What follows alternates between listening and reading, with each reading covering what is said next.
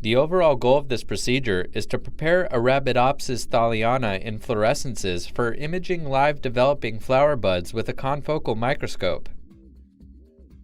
This method can help answer a key question in the flower development field about the formation and positioning of flower organs or the dynamics of flower stem cells.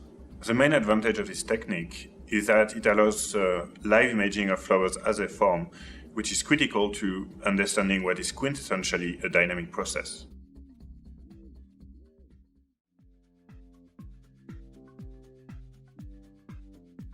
To expose the flower buds for imaging, use forceps to remove the secondary inflorescences, calyx, and older flower buds from the primary inflorescence.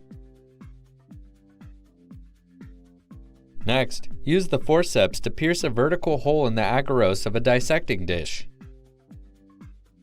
Now cut off the last 0.5 centimeters of the inflorescence and install it upright into the agarose with the remaining flower buds above the agarose surface.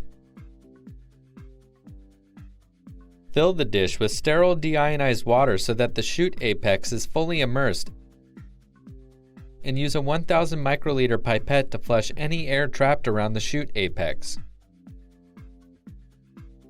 Then place the sample under a stereo microscope.